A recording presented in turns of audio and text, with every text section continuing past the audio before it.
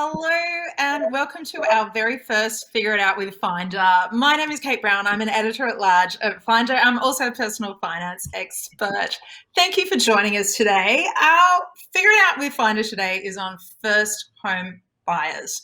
The property market's still pretty hot at the moment. With COVID going as well, it's a pretty crazy time to be looking at being a first homeowner. But what we've seen is plenty of people are planning to buy a property in the next 6 months. So we wanted to get together some of the best people to talk about this today and hopefully give you some tips and tricks that you can take away on your own home loan journey. So I'm going to be answering some questions about that, and I'll introduce our experts. Joining us today, we've got John Pidgeon. He's the head property coach at Solvere Wealth. He's also on the My Millennial Money podcast and the My Millennial Property podcast. If you haven't checked them out, they're absolutely fantastic. So happy to have you here today, John. Thank you so much. We also have Max Phelps, who is the founder of Golden Eggs Home Loans and the author of the Amazon bestseller. I love the name of this book, Getting Your Money Shit Together. Welcome, Max. Very nice promo there. Check it out. And finally, our very own Sarah Megginson. Sarah's our senior home loans editor at Finder. She's got a wealth of knowledge, not only from what she does for a living, but I know personally Sarah's got great tips about some of her experiences as a homeowner and as an investment property owner as well, I know. So I'm really keen to talk to Sarah. We'll also be hearing from Nerida Conisbee. She's a chief economist at Ray White. She couldn't make it here with us today, but we've got a great interview with her and Sarah talking about analysis paralysis when it comes to buying properties, which I think you'll find really valuable too. So just a couple of housekeeping things. We're going to have your cameras and microphones off for the session, but please feel free to drop anything you like into the chat and we'll get to those questions towards the end of the panel. Please ensure the messages are constructive and positive. I know you guys will be doing that. I trust you. And also just know that this will be going for about an hour. So we're going to run through a couple of videos, including the chat with Nerida, and then we'll open up to the panel and we'll get to your questions at the end of the time. So let's dive in with the first thing. I know when I bought my first home years ago, on my own as a single person without any background in finance at that time, I was terrified. It was just a mix of being dragged from one place to another, signing documents and really wondering what the hell I'd done and whether I could afford this. I'd hope after today you guys won't feel the same, but we did talk to a bunch of first home buyers, and people that are looking to buy a property to see how they're feeling at the moment. So we'll throw to that video first.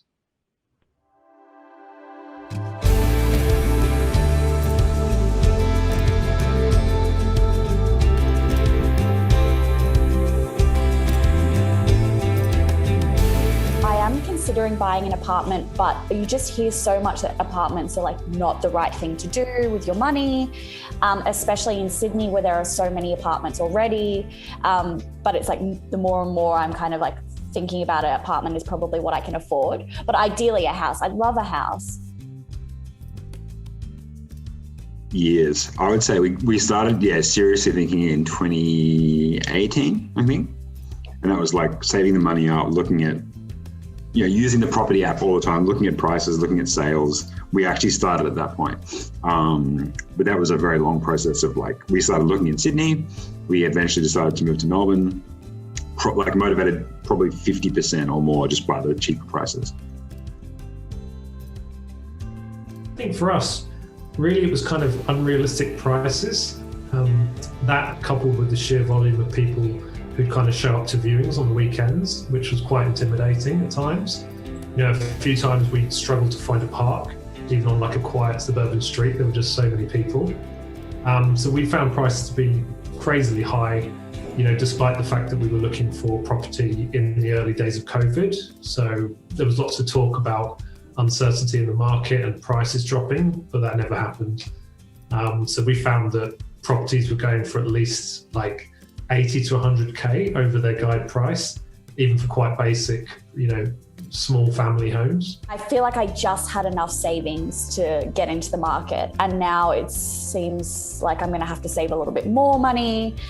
And then I'm like, will prices drop? That's unlikely. I don't want to make the wrong decision and buy, and then in a year's time, it's a lot more affordable, and I'm stuck with a house that's so. the buyer's agent did all the negotiation with the real estate agent and the vendor and all that stuff. So he really helped me with that. I actually got the property valuation of how much the property was like purchased, and I don't think I would have gotten my property at such a good price as I did, because my buyer's agent did help me with the negotiation and putting in the offer for me. So that is a really good help as well, is having someone there that knows how to talk to real estate agents, knows how to put in an offer, knows kind of, the negotiation skills, because I have no idea with all that stuff. So that was really helpful. I felt really confident going in with a few properties that we wanted to put offers in for. I felt confident having him help me with that rather than going in blindly on my own. None of the houses that we saw went for anywhere near the guide price. So there's a law in New South Wales where the estate agents are not allowed to provide you with a guide price that they know the owner of the house isn't going to be willing to sell for. In every case, we found that they didn't do that. They provided something they knew was far below market price. In fact, the house we eventually bought was advertised for a certain price. In the bidding, it went up to that price plus about 100k, maybe more, 150k, and then they still wouldn't sell, which was 150k above the guide price. And the auction was then passed in, and we had to go into negotiation afterwards and negotiate up from there. Because I had actually missed out on an auction on Sunday randomly. It was a random Sunday auction, and the price guide was 600. I had a feeling it was going to go between 630 and 650. So I think, I think I set my limit at 657, figuring that way all the people who don't want to go above 650, I can beat them out. But then it's also just that kind of awkward number in between, in case somebody's like, oh, I can be the $5,000 over, and then I could hopefully get a little bit more. And it ended up selling for 730.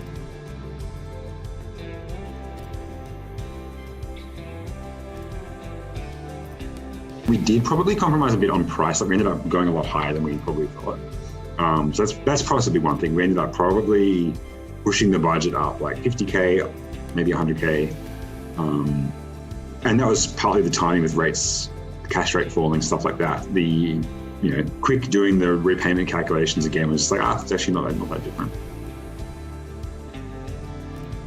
Chat to people who've bought properties. My parents gave me such great advice. Go to inspections with people who bought properties. They can give you a really good second opinion. Don't do it alone. Get support from your family. Might consider a buyer's agent. That might help you.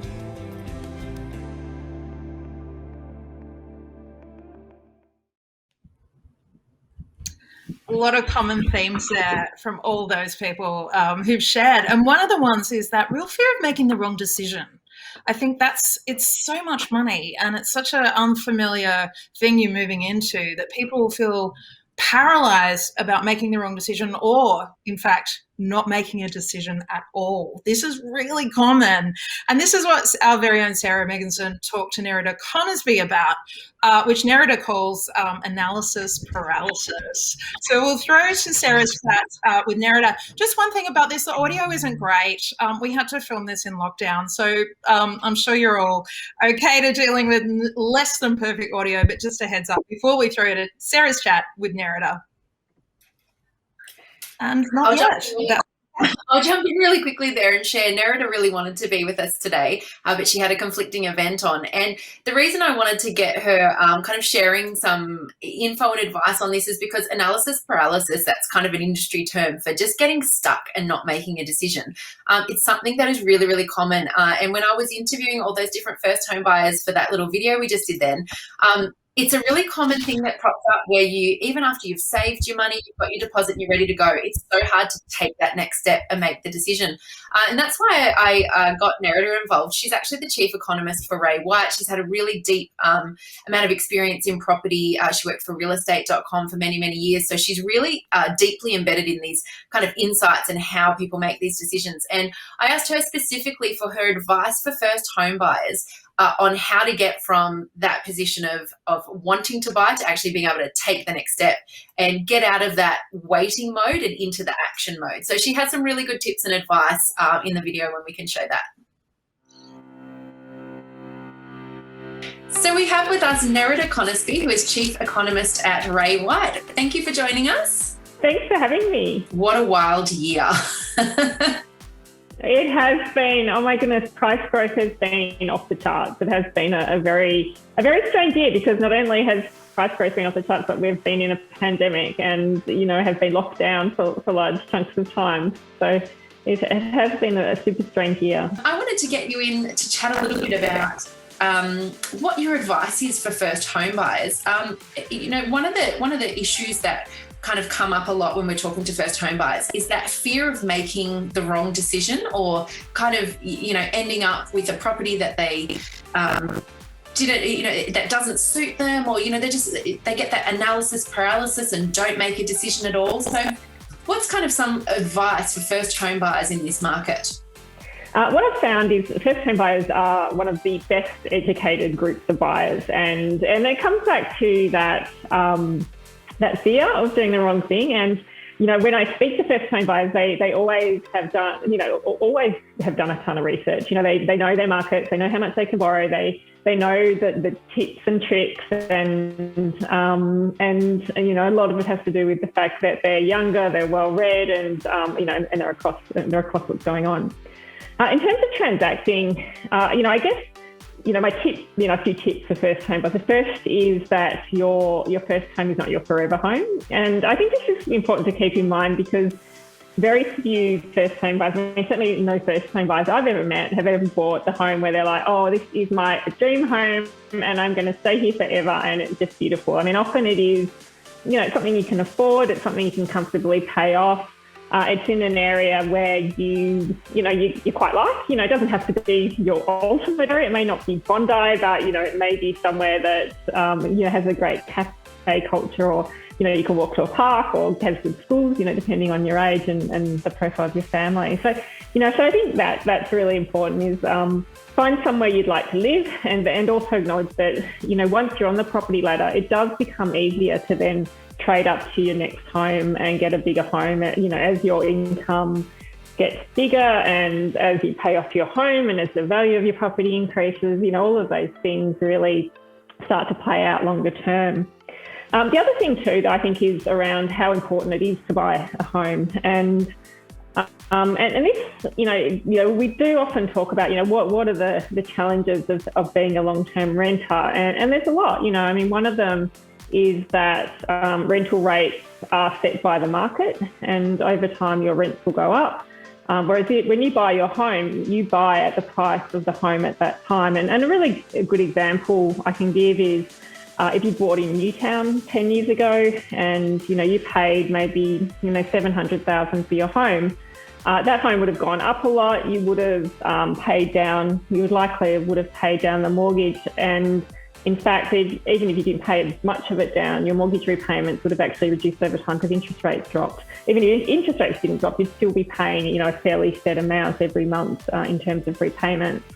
If you rented in Newtown 10 years ago, your rent would have gone up a lot over that time because that area has changed a lot. So, you take it as being 10 years and you take it to 40, 50 years, and you realise, by the time someone's owned a property for 40, 50 years, they've almost certainly paid it off. Whereas if you're a renter, you're still paying that rent every week. And at retirement, which I'm sure not many first home buyers are thinking, it does put you in a dramatically different position in terms of managing finances if you no longer have to pay rental levels. So if a first home buyer, perhaps is in that position, they've got the deposit ready to go. We do have all of these incentives and grants that can help you avoid stamp duty. So, you're kind of ready to take action. What would your advice be to kind of move past that fear or indecision to actually get from here to making an offer, buying a home, getting into your first home? I guess, the first thing is just make sure you've got your finances in order and you know how much you can spend, because, I think older people will often say, just spend as much as you can and, you'll do fine with property over time. But, they don't really look at the realities that, when you are young, then, there's periods of time when you may want to take time off work, whether that's to have a family or to travel or to start a business. And so, it is important to have a budget and have a budget that is the budget at that time. So, you can comfortably pay off the home loan and you can still have a life. It's also important to note that with property, it's really hard to pick a cycle. And, I think, many people get quite paralysed in buying property because they think, I'm buying at the top of the market. It's going to crash. I'm going to be caught out here and I'll be, I'll make the stupidest decision in my life because I've bought at this terrible time when the market's really, was too expensive. And, I think what you do need to keep in mind is that buying property is a long-term proposition, that if you want to buy and sell quickly, you need to be very certain of market conditions. And this is what, they're often called property flippers will do. They'll buy a property, they'll hold it for 2 years, they'll sell it and they'll make a profit, they'll take advantage of leverage and, they'll do really well, provided the market's moving upwards. If the market's moving down, that's where they lose a lot of money. So it's quite a risky scenario. If you are a first home buyer, then, I think keep in mind that you should be holding the property for, certainly longer than 2 years. Keep in mind that, you probably, even if the market turns over a 2 year time period, 2 to 4, 5, over that time period, the property will either hold value or it will possibly, probably go up, given what we know about house prices in Australia over the long term. So I guess that's, the main thing is that as long as you're not looking to sell very quickly, you'll probably be okay. And, I can't say for sure because, I don't know for sure what will happen in every market around Australia. But even the fact that you're paying down a mortgage is a much better situation than paying rent. So, there is that bonus, even if that property just retains its value over time. Well, thank you so much. We really appreciate your insights. Thank you for joining us, Nerida. Thanks for having me. Yeah, thanks, Sarah. That was such a great chat. And I think Nerida really laid it down there so clearly. It's, there's probably never the perfect time. I joke actually being a parent, it's like there's never a perfect time to have a baby either. You've just got to jump in. And I think that's kind of, a similar advice when it comes to your first home if you're not looking to be an investor or someone that's going to flip homes. So let's jump into the panel. So as we heard from Nerida, analysis paralysis is a real issue. And we've also recently released at Finder our first home buyers report, and it looked into the common fears of first home buyers. And again, it's kind of reflected in what we just saw in the video of our first home buyers, which is that fear of overpaying on a property or, just choosing the wrong location. I'm really keen to get your thoughts on this, John. I'm going to ping you first. Areas like Sydney and Melbourne are really quickly becoming out of reach to a lot of people now with the kind of prices we're seeing. Should people buy in an area where they can afford but don't necessarily want to live in? Is that an option? Or should they be looking for somewhere where they really want to settle down and live? Yeah, it's an interesting question, Kate, and Nerida touched on it a bit, didn't she? I think generally speaking, you've got to understand your own situation and what your long-term goals are going to be. Staying out of the market, not buying anything is what I call out of your control. At least if you're in the market, you're taking advantage of hopefully what is market growth. We talk a lot about rent vesting or in some cases free vesting, staying at home with mum and dad versus buying your own home. And I think the two, it's a conversation that needs to be had because it's actually okay to rent vest as long as you've got into the market. But if you're staying out 3, 4, 5 years, not doing anything, just saving money to try and get into that suburb that you ultimately want to be long term, you might have missed all of that growth and the leveraging potential that property has for you. So just for anyone that's not clear with the lingo, rent vesting is where you buy somewhere and then you rent it out, right, John? And you live where you want to live, but you can rent out a property in an area perhaps you don't want to live in, but you can put tenants in. Yeah, correct. Now, it means that basically you are continuing to pay rent to the landlord, but the consideration is, well, what's the interest rate of loans at the moment? And we'll talk about that obviously with Max, but it's at the lowest that you probably ever see it in the last couple of years. So it's an extremely attractive time to get into the market. So generally speaking, we're saying to people, because money is so cheap at the minute, let's take advantage of that by getting into the market where you can afford, but understanding the markets that you are going to get into, and whether you're going to take advantage of first homeowner incentives or just simply go and buy an investment property depends on your situation. Great, thanks for that. Max, I'm going to throw to you. What are your thoughts about choosing a location? What should people look for? Yeah, the interesting thing is when we talk to people about their long-term plans, we often find that there's a place they want to live now, there's a place where they want to live when they've got a family with kids, and then there's a place that they want to end up. And so it's very difficult to then say, well, where should I buy right now? And it comes down to risk management. If you think you want to end up somewhere that might go up a lot in value, maybe you should be buying an investment property in that area, even though you're not planning to live in it. But it comes down to personal circumstances, and without understanding all of that, it's hard to know. And I want to give you a very quick example of two brothers I dealt with very recently. I spoke to one and then spoke to the other. Now, they both had the same savings, the same income, and they both came to me saying they wanted to buy $1 million property in Sydney. But when we went through their goals, it turns out that one of the brothers, Matt, was buying a house in an area that he wanted to live in. He wanted to buy a long-term family home, just about ready to have kids with his partner. And therefore, it made sense for him to stretch his budget up to 1.2 to buy a potential forever home. The other brother, Jack, wasn't in the same position in terms of where he wanted to be. He just wanted somewhere to get in the market cheap, take advantage of the first home savings. And so it actually made sense for him to go from $1 million down to about $700,000, buy something that was just going to be good enough for the time being, but in an area that potentially he wanted to buy a family home, so that they was in the market, but have a mortgage that he could just dominate. And so the solution for the two of them was completely different, based on their goals, not on their situation.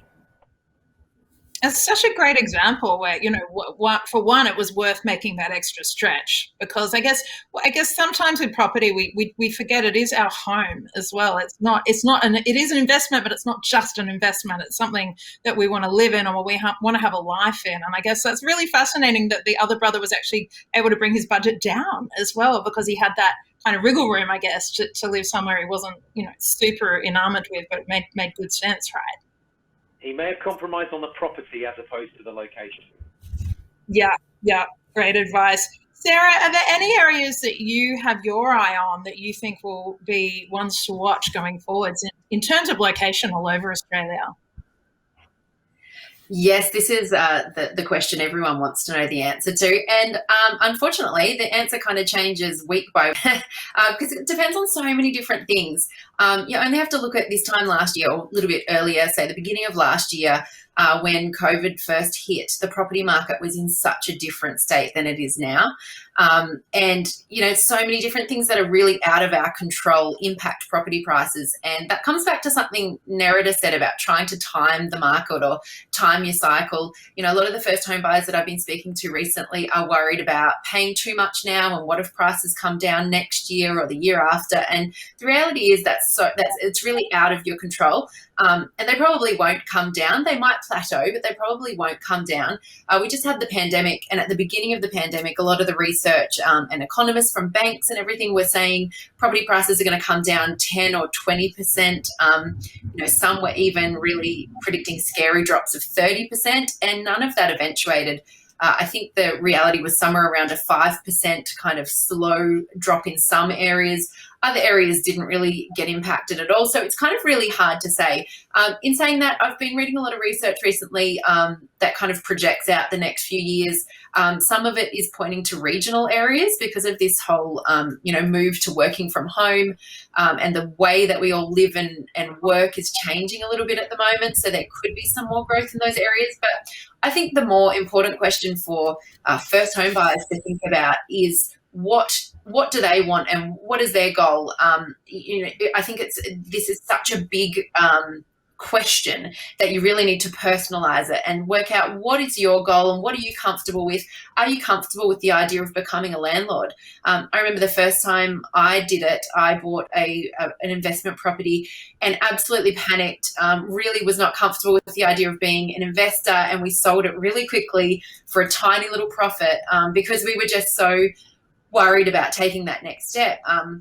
I think it's really normal to have that kind of caution, but and thankfully at the time I was living in regional Queensland, so it was a very small price point. I think I paid $120,000 for it and sold it for $140,000, so I was in and out very quickly. But if I'd held that property now, it would be worth triple that amount. I wish I'd held on to it, but everyone has a different kind of risk profile and different fears and things that they need to work through. Those who are comfortable and can get comfortable with rent vesting, I think it is such a smart strategy because if you live in Sydney and Melbourne, buying a property there, you need such a big budget to get started. And if you can afford it, it's fantastic. But if you can't, looking at some of these regional, major regional locations where there is going to be growth could be a great way to get your foot on the property ladder. Rent vesting is so interesting. I became an accidental rent vestor. I bought my first tiny little apartment in a suburb in Sydney that, not going to lie, I was a little bit scared to live in. And I bought it to live in, but then I didn't want to live in there, and I was renting with friends. And so I ended up renting it out to a friend of mine who was also looking to get on the property ladder and wanted to downsize from the place he was renting. And I only found out kind of retrospectively this kind of thing had a name, but highly recommend it. And for me, it was almost set and forget. The difference between the rent and the occasional thing going wrong in the apartment was so worth it, and really nowhere near as scary as I thought. So it's definitely a great one to think about, Sarah, and I think one that people are going to have to think about now with prices being so crazy. And that regional thing is huge. I have a close friend that lives in Cairns. She said properties are being snapped up sight unseen at the moment from people in Sydney and Melbourne. So I think we're really seeing a shift about where we want to live and where we can work, and it's radically changed in the last few years. Talking about if you do want to buy a property, you need a home loan. Sarah, talk to us about pre-approval and home loans. Why is this so important, if it is important? Yeah, so pre-approval is it's basically the bank saying we've taken a look at your situation and we're willing to lend you money. And it's not a guarantee, but it's a really good indication that you're likely to get the loan. So when you're shopping for property, if you're, if there's, at the moment, probably 20 buyers for one property, and you show up with pre-approval, it gives you the edge over other people there who don't have pre-approval because if you're the seller of the property and someone's coming to you saying the bank has basically said they're going to lend me the money, gives them a really good indication that you are going to get the loan. It's not a guarantee. Banks can change their minds. They do change their minds. Criteria changes all the time. So nothing is ever set in stone until you've signed the documentation. I can see Matt nodding along. You have close, experiences with this kind of stuff.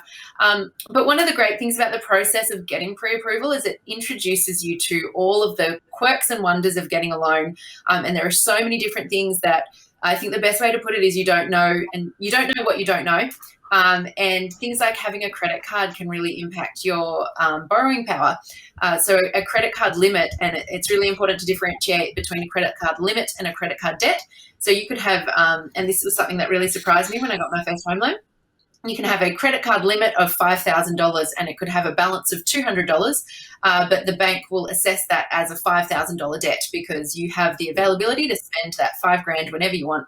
If you want to go buy $5,000 worth of Mars bars tomorrow, you can do that. And they have no control over it. So they see your credit card limits as being your debt, and the more or the higher your credit card limits, the lower your borrowing power.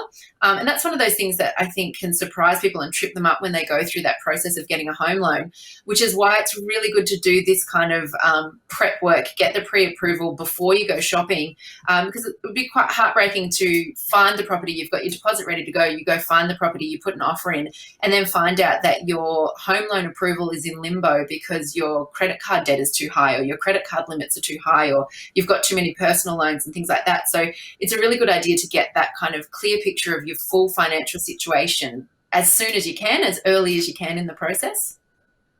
It's a really good point, Sarah, particularly around credit scores. So certainly when I was looking to buy my first home, back when I was like in my late 20s, I didn't even know what a credit score was. And you've just touched on that. That's how lenders see you as to whether you're going to be a good and safe bet or not.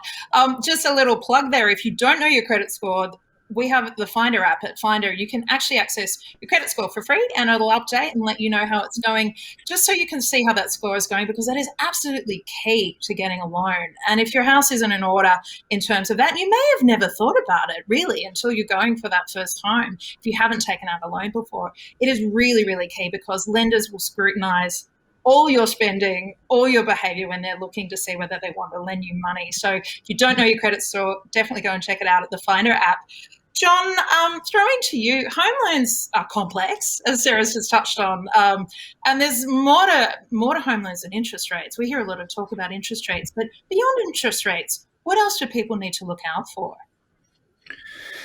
Yeah, it's a wide world out there, isn't it? I think when I was growing up, mum and dad used to sit down with the local bank manager, have a cup of tea and know their first name and get themselves a loan. But things have changed and developed since then, and I think it's a no-brainer that Australians need to have a good mortgage broker in their corner to source the best loan possible for them, so they can look across 20, 30, 40 different lenders to see what works.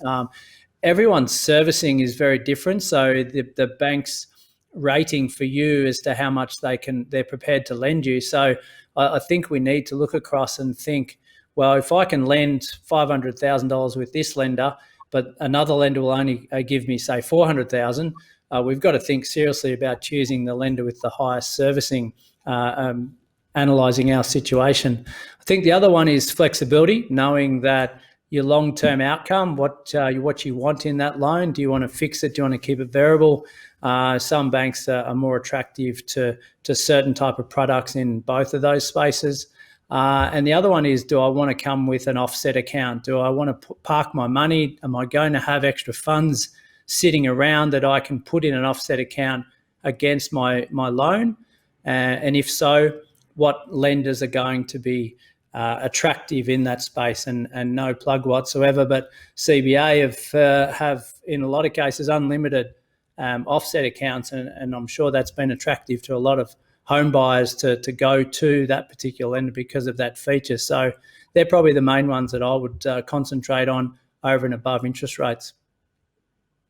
Yeah, that's great advice. And I think, home loans are not something that is set and forget either, are they? Like you really need to look at all the opportunities you have to pay down that little extra and make sure you're in the right setup and regularly check it. I know Sarah says she gives her home loans a good health check at least once a year, which is great advice. We've had a question come through. This one is for you, Max. Do you recommend speaking to a mortgage? Can I jump in on the finance question, since that's what I do for a living and we've had other people answering? Yeah, go. Just saying. There's a few things that have been mentioned here. The first one is a quick rule of thumb: credit cards. A $10,000 credit card reduces your borrowing capacity by a factor of 5. So a $10,000 credit card knocks your borrowing capacity down by $50,000. So that's the first thing. Second thing is, when it comes to pre-approvals, the bulk of our business at Golden Eggs is mortgages. We stopped doing pre-approvals earlier this year because most banks stopped assessing them.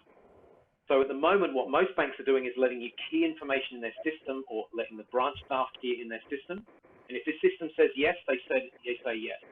But no one is actually looking at the pay slips, looking at your savings, looking at how you earn your bonuses or anything like that. So they're not assessed pre-approvals anymore. And we've had some bad experiences with customers that got pre-approved and then the bank said no. So what we're doing as a company instead is issuing what we call a good to go guarantee. That means that we know that you've got at least 3 lenders that will lend to you. So if the first one says no, we go to the second one and so on. And we can issue that very, very quickly. Some banks at the moment are still doing pre-approvals, but they're taking a month to do it. And if you want to buy a place next weekend, you don't really want to be waiting a month for the bank to say it's okay. Whereas our team can look at it pretty quickly and say, yeah, you guys are good to go. We'll write it up. We'll tell you what we're doing, what your LVR is, what your maximum borrowing is, and then go buy. And then when you buy, we'll pick the right lender. Yeah, that's a really good point. A health check, right, on your on your ability to get that loan through. I think that's Max, that's a really good point too, talking about how long it can take to get a loan through depending on how many other people are applying, right? So a month, I think a lot of people would probably be quite surprised that it could take up to a month, and that's not going to make you nimble if you want to jump on something in this kind of market. Yeah, but that month, understand that banks are going to prioritize their applications. If someone's purchasing a property and they've signed a contract, they're at the top of the list. If someone's refinancing, they're second in the list because the bank's going to make some money off that. If they want a pre-approval, bottom of the list, because you might not buy for 3 months, 6 months, a year, or whatever. So there's no guarantee the bank's going to actually sell you a loan, because that's what they're in the business of doing, selling loans. And so you're at the bottom of the pile. But once you're buying, you're at the top. Yeah, and that would definitely, they're going where their business is, right? That's their number one priority. It's really good to understand, I think, how banks and lenders operate in this space. I certainly, when I was buying my first property, I had some problems taking out a loan because my apartment was quite small, and that was something that I was not expecting to run into. So I think you're absolutely right. Get that health check. Make sure you're good to go. Make sure you've got a couple of lenders. Max, coming off that in terms of getting extra help from elsewhere, we had a question come through about mortgage brokers. What are your thoughts on mortgage brokers? Well, so I like to split into 3 categories. The first is, do you go straight to the bank, like John said his mum and dad used to do, and like my parents did? And there's still a minority of people that do go straight to the bank, but they've only got their products and their way of looking at things. The second is what I call a transactional broker. Now, a transactional broker will choose from the 30 or 40 lenders and get you exactly what you want. If you ask for a $1 million property and an $800,000 mortgage, they'll find you the best $800,000 mortgage. And if you ask for half fixed and half variable, they'll find the best half fixed and half variable. What they won't do, though, is question you as to why you're doing things that way. So a value-added broker is a broker who will actually look at your situation and say, you know what, maybe that $1 million property is not really the right thing for you. Maybe what you need to do is go down or go up a price bracket. And that fixed and variable, understand the fixed, you can't make extra payments in the fixed. And you are locked into that bank for that period of time. And it could cost you a lot of money to get out of it. And is that the right thing to do? Or should you maybe go fixing more if you've got high childcare costs for the next 3 years? And maybe you should be fixing most of your life. So all those questions, a value-added broker is going to sit there and look at your situation and say, maybe my recommendation to you is that you borrow this much money, you do this much fixed, this much variable, that you get an offset account or you don't get an offset account. Offset accounts are not for everyone. And what most people don't realize is the biggest risk with an offset account is that an offset account is a place where, let's say you had a $500,000 loan and a $100,000 offset. The bank will charge you interest on $400,000, which is the gap between the two. But the risk is if you've got $100,000 sitting in your bank account, that a lot of us will go and dip into that for a car, a holiday, extra Uber Eats, whatever it is. And so the biggest risk of an offset account is actually squandering your own savings. And so one of the things we always recommend is never having the offset account with the bank that you spend money from, which is completely contradictory to what a lot of people say. But that's, we base our stuff on psychology, not on the math. Yeah, I'm sure there's a big difference between how things are structured and how people actually behave, and that's such a great example of that. We know what people say is not necessarily what they do. It's a really good tip. Max, you're in the hot seat. We've had another question come through for you. Do you have any tips for casual workers who might be trying to secure a loan for their first home? Yeah, so casual workers, every lender's got a different policy around casual workers, and one of the biggest things a good broker is going to do is try and place you with a lender that looks at you in the most favourable light. So, for example, CBA was mentioned earlier on, their policy is 3 months worth of history. They'll look at that. Other banks want 6 months, other banks want 12 months. Other banks just say, you're casual, we're not lending to you, or smaller lenders. So the key thing is you need to understand and be confident with your own ability to earn an income. And also make sure that, and one of the other people in the video sequence before mentioned about putting all of their money into the property when they buy. And the temptation is always to do that. My advice is always to keep some back. And especially if you're working casually, carry your buffers. Know that you can cover your living expenses for the next month, 2 months, 3 months, even if you didn't get work for the next month, 2 months, 3 months, because of lockdown or some other crazy stuff that goes on. Does that make Great sense? advice. Oh, sorry, Max, go ahead. No. John, I'd love your opinion on this as well. Where any other advice for casual workers on securing a home loan? Yeah, look, I think you definitely need someone competent in your corner to understand which lender is going to be best suited to your type of employment, the type of industry you're in, and it may mean in some cases taking a more of a permanent job at less pay to get a home loan. We've got clients that have numerous times gone and changed their work situation to actually get themselves a loan. Now, some people might not have that flexibility, of course, but yeah, when you are in as a casual, you are at the mercy of a few different people, including getting loans. But yeah, reducing all the bad debts in your life is a great start, so that you do look appealing to more lenders out there. So no credit card debts, no credit cards, ideally. No personal loans, no car loans. They're the basic ones. Yeah, great advice, and a super tricky time for casual workers at the moment, as you pointed out. So again, like being forewarned is to be forearmed, and again, I think Max, like highlighting that point, it's really key to have a kind of health check to make sure you're in the right space before you go forth. Speaking of unexpected things, our homeowners report showed that the first home buyer forks out about $6,500 in unexpected costs. This could include things like conveyancing, pest inspections, even stamp duty.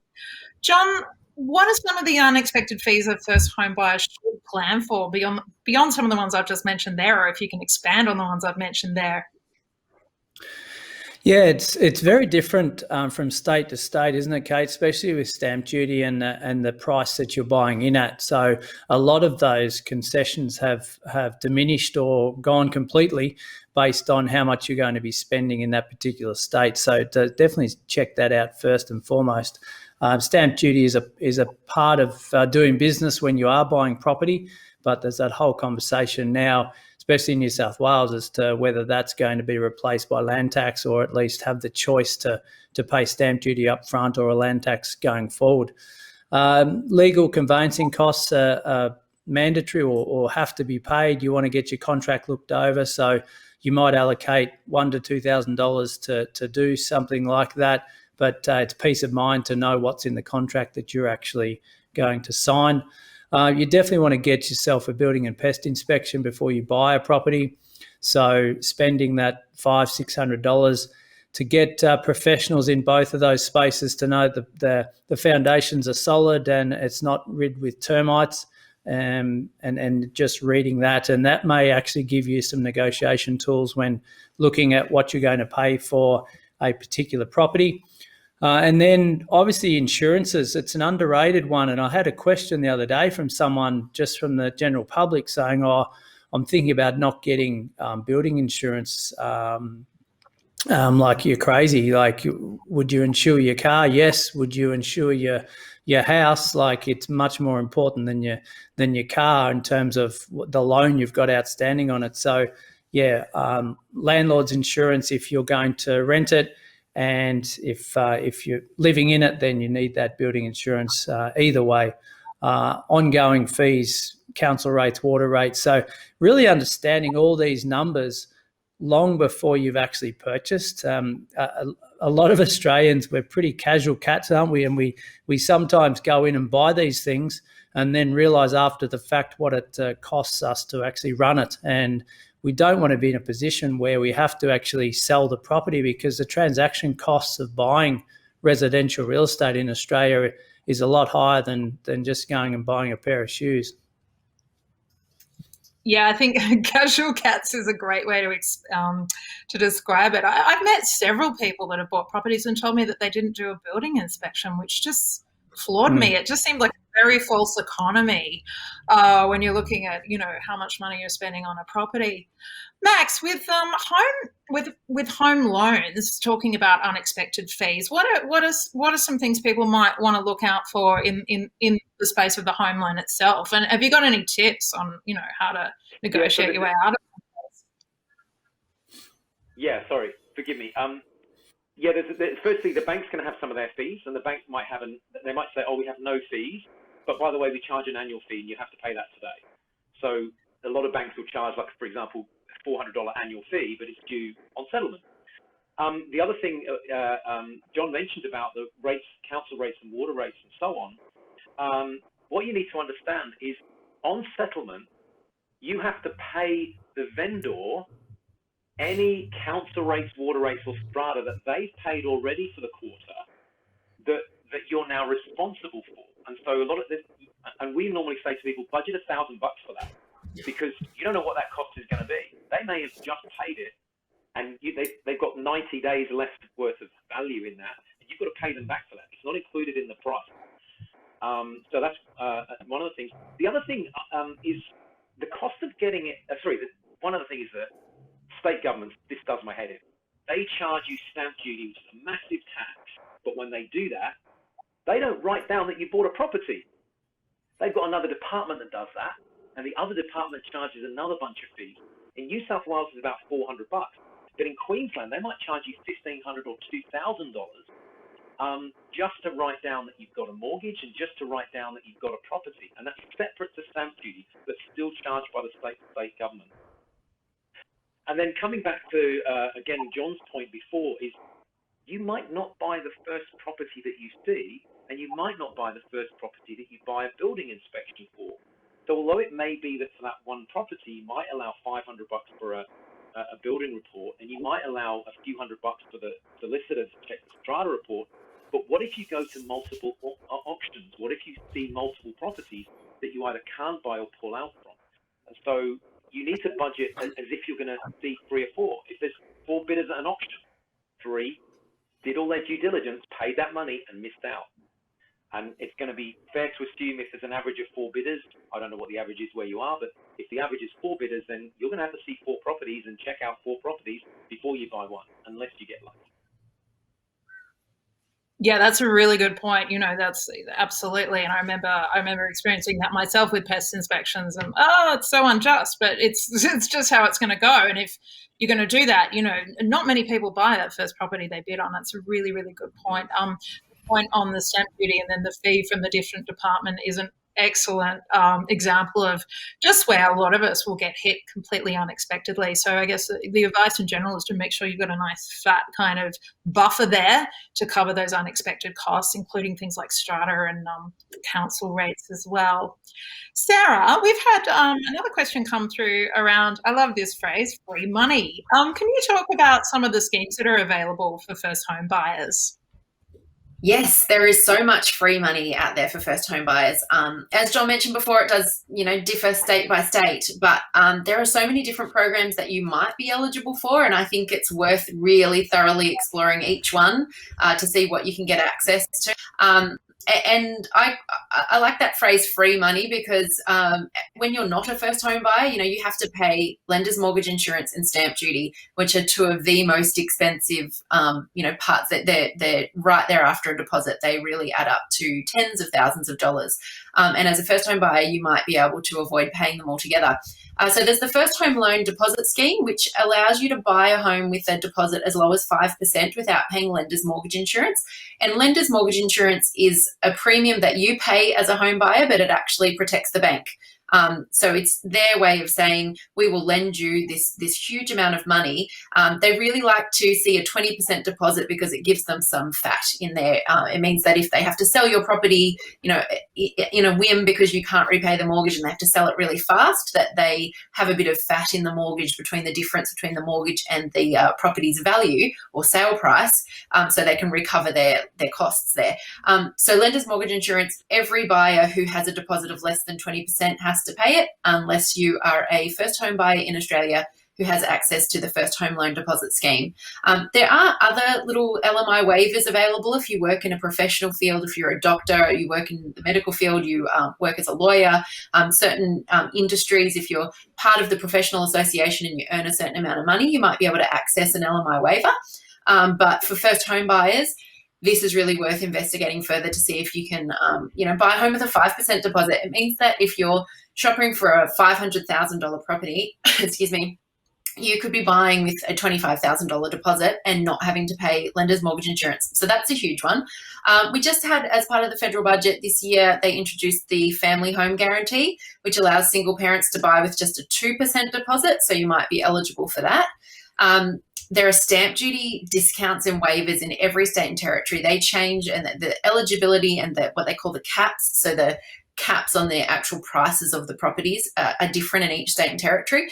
But again, really worth looking into seeing what you're eligible for there. Stamp duty on a house worth $500,000 or $600,000 can be between $10,000 and $22,000 depending on which state you're in. So that's a huge amount of, huge value to that discount that first home buyers get. And then there's the first homeowners grants, which have changed a lot over the years. They're now usually only available for brand new properties, either newly renovated, brand new, or off the plan properties.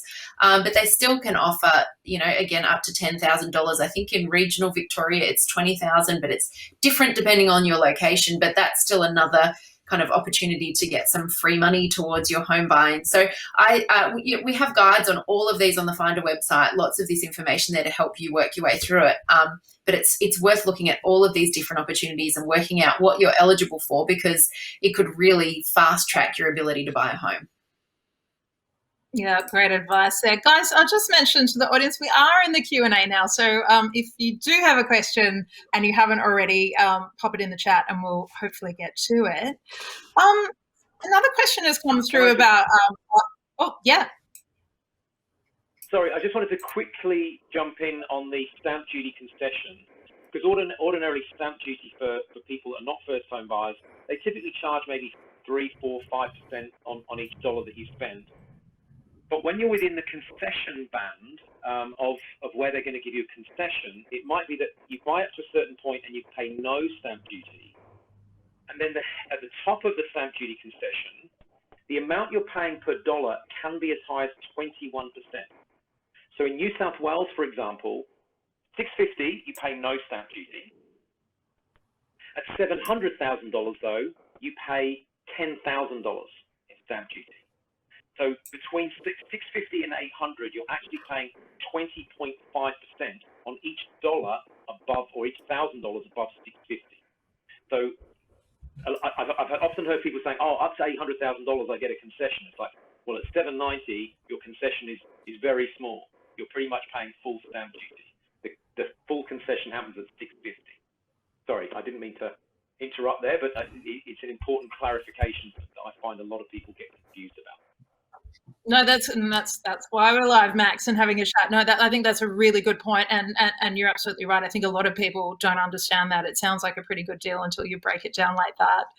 I'll throw to a question. John, this one was for you. Buyer's agents, someone has asked, they seem to be the way to go for investment properties because of their insights on location and unlisted properties. What are your thoughts about buyer's agents for, a home, a primary place of residence, even though it can be 10, 15% of your deposit?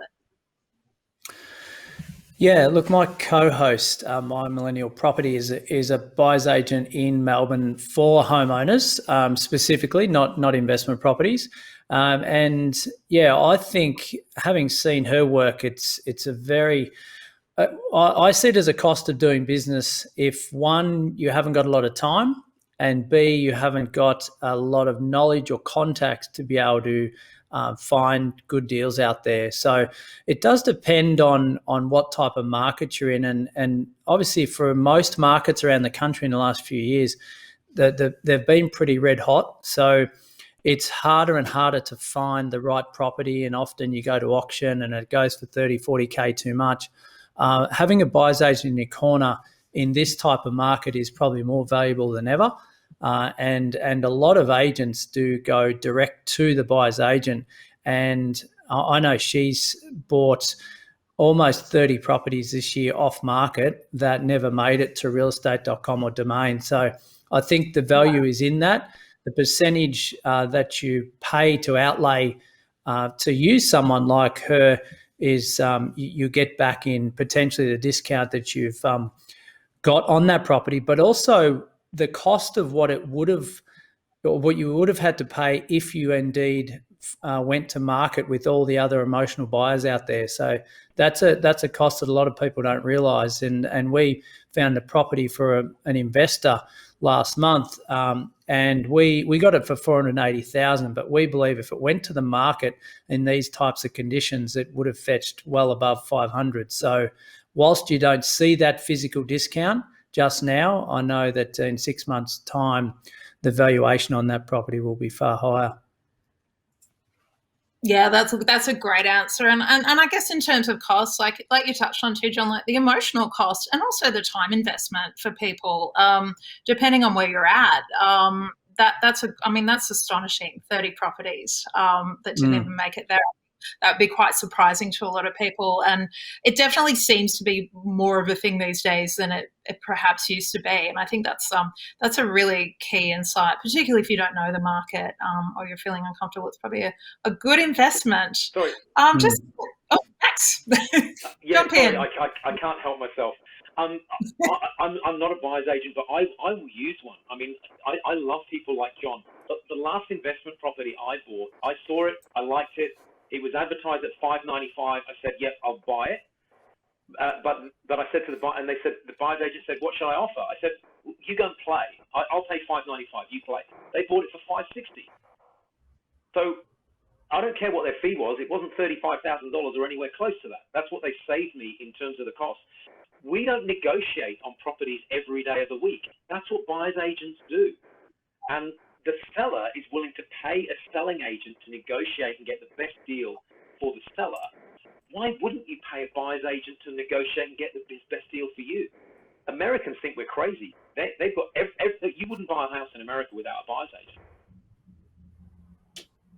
That's such a good point. I think I'd never heard of a buyer's agent until years ago. I was watching those crazy real estate shows, in New York, and now it's becoming a lot more common. But I think that's a really good point, Max. You're putting like with like into battle, rather than, especially as a first home buyer, where you don't always really know what you're doing, and you're going against people that have done this every day. I think it's really, really a great point to make, and a great one for people to think about. The clock is not our friend. We've had a few questions that have come through, but we have run out of time. I did want to throw to all of you with a question. I'll start with Sarah. What, Sarah, would be, and I'll get to John and Max in a minute, what would be your top tip for first-time buyers? What would you want people on this webinar today to take away? And if it's not a tip, what's a common mistake that you see people making where you're like, I just wish I could shake you and ask you not to do that? Sarah, what would you say? Well, I think, I've been a property and finance journalist for 15 years, and I've interviewed probably hundreds, maybe even thousands of property owners over time. And the one common thread and common kind of refrain that comes up is, I wish I'd bought sooner. I wish I'd done it sooner. So my advice is to get from this place of wanting to buy and inaction and like thinking it's a good idea, and figure out how to get from there to actually taking action. And it can seem really scary and overwhelming, but it's actually, once you break it down, it's a concrete set of steps, and there's a way to get the information and help you make those decisions. But there is a real cost of not taking action.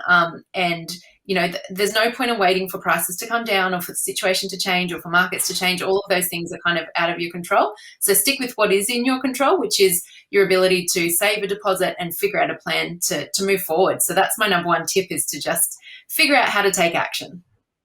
Action is better than inaction. John, what would you say in a nutshell? Because we are a bit pushed for time here. Yeah, great one, Sarah. I love that one. Take action for sure. I've got two quickly, Kate. One is free vest, stay at home and save maximum funds to get into the markets quicker. I think egos get in the way. I want to go and rent and live my own life and have freedom, but it costs you probably $30,000 a year to do that.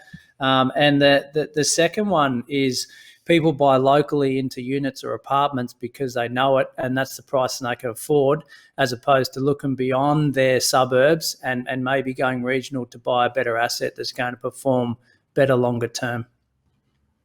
Great advice. Max, your final thoughts, please. Yeah, I think on that taking action, I would rather sit with someone a year or 2 years before they're ready to buy so that we understand what needs to happen between now and then.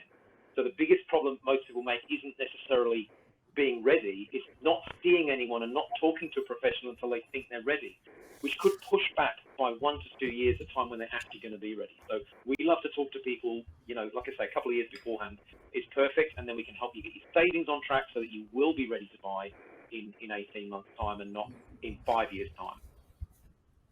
Great advice. Getting prepared, really key, rather than, again, making those emotional decisions. Guys, that is a wrap. Thank you so much for joining us today. I hope everyone watching enjoyed the discussion. A huge thank you to John, Max, Sarah, and Nerida remotely, who did the interview. It's been great to have you. Guys, if you're watching, Sarah Megginson's going to kick off her free 8-week First Home Buy e-course from today on Finder, which will dive really deep into all these topics, like working out how much you can borrow, how to qualify for that free money from grants and incentives, and how to navigate the finance maze. If you don't already have it, we've got a QR code on screen, which we're very familiar with QR codes now, thanks to coronavirus. You can use this to download our free Finder app. Now, as I mentioned before, you can get your credit score and it will update you whenever it changes. It's such a critical thing to do. If you haven't done that, highly recommend it. It's also got loads of information on comparing products, not only home loans, but plenty of other things from utilities to insurance, and plus plenty of interesting articles. So big recommend for the Finder app. You can also track your finances on it. I like to do that. And that is it. A huge thank you for joining us today. Thank you to our panelists. I've learned heaps. I wish you guys had been around all those years ago when I didn't know what I was doing. And thanks so much for joining us. Stay safe, everyone, and hopefully we'll be out of lockdown for those 12 million of us that are at the moment real soon. But thanks so much. Thanks.